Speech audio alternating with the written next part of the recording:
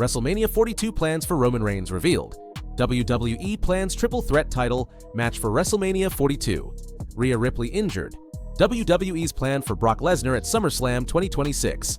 Backstage reaction to We Want Vince chants at Triple H, Royal Rumble 2026. Paul Heyman accuses Seth Rollins and Adam Pearce of sabotaging Bron Breakker. Real reason Ava left WWE. Let's get started. WrestleMania 42 plans for Roman Reigns revealed. The 2026 Royal Rumble didn't just shake things up, it practically gave away the road to WrestleMania. Once Roman Reigns won the Men's Rumble, the direction became clear almost immediately. With WrestleMania 42 already being heavily promoted, WWE isn't wasting any time locking in blockbuster plans.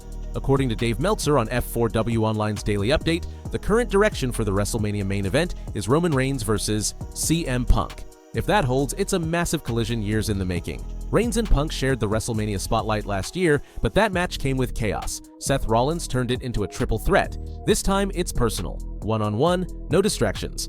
Behind the scenes, WWE is also mapping out intriguing plans for the SmackDown World title picture, setting the stage for what should be a loaded build to the showcase of the Immortals. As for the main event, a Roman Reigns vs. CM Punk singles match would mark yet another WrestleMania headliner for Punk, and one he clearly fought a long road to earn.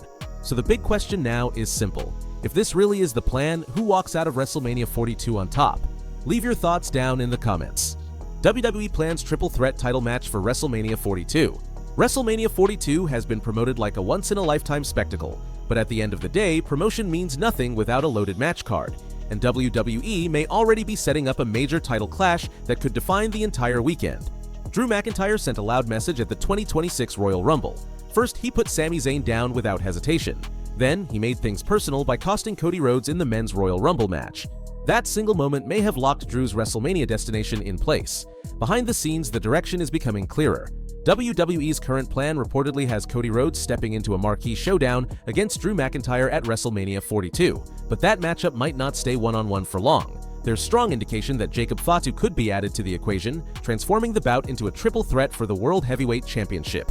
If that happens, the stakes skyrocket instantly. 3 dangerous competitors, 1 title, and 0 room for mistakes on the biggest stage of them all. With WrestleMania 42 taking over Las Vegas for 2 nights, WWE has a lot of ground to cover and expectations at an all-time high. They need headline-worthy matches, and this potential triple threat checks every box: star power, chaos, and championship implications. Nothing is set in stone yet, but if this match becomes official, it could be one of the most talked about moments of WrestleMania weekend. Rhea Ripley injured. Rhea Ripley's Royal Rumble night may have ended far worse than anyone expected. During the chaos of the Rumble match, Ripley appeared to suffer a serious injury that immediately raised concern ringside.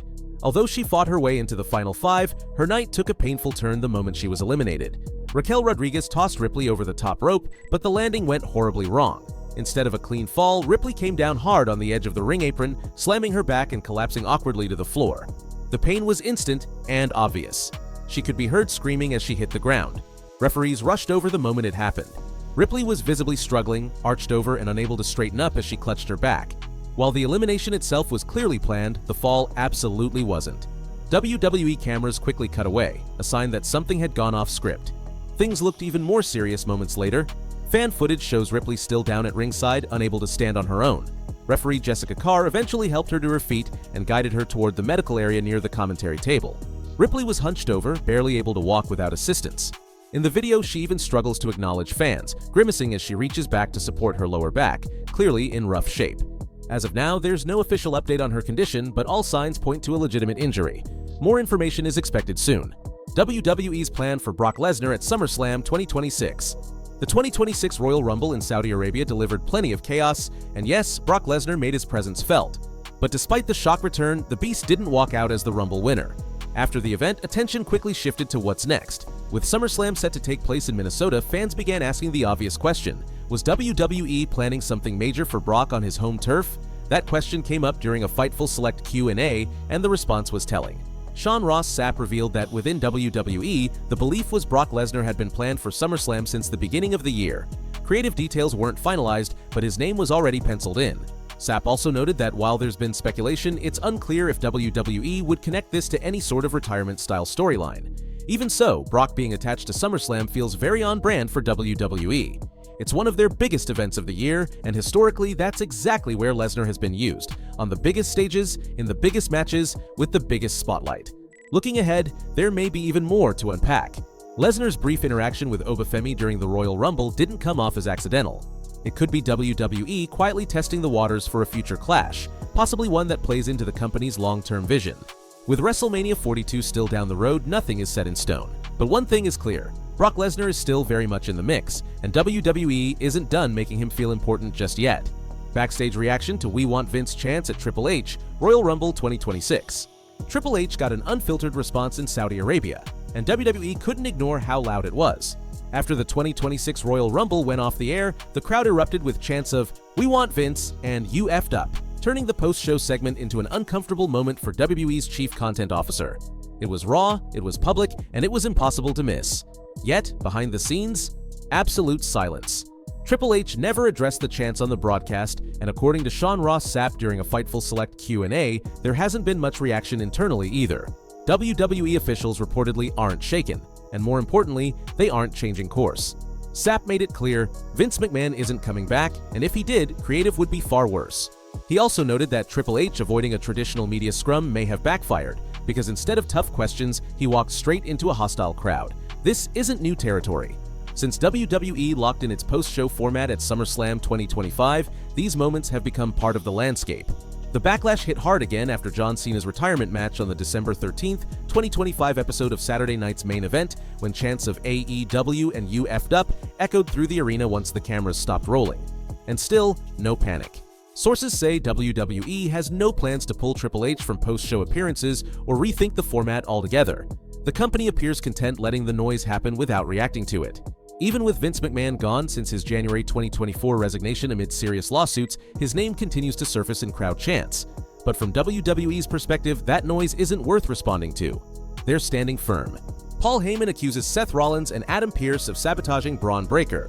Bron Breakker didn't just lose his shot at the 2026 Men's Royal Rumble, his night was taken from him before it ever began. And now, Paul Heyman is making it clear this wasn't an accident. Hours after the chaos, Heyman lit the fuse on social media with a message that turned heads and raised eyebrows. According to him, Breakker was set up, and the people responsible are hiding in plain sight. Heyman called out WWE official Adam Pearce and Seth Rollins by name, accusing them of conspiring against the Vision. His message ended with a blunt warning, FOFA, a not-so-subtle promise that payback is coming. Breakker entered the Rumble in the number 2 spot, but before he could even settle into the match, a masked attacker struck. One brutal curb stomp later, Breakker was laid out, leaving Obafemi to toss him out with ease. Just like that, Breakker's night was over.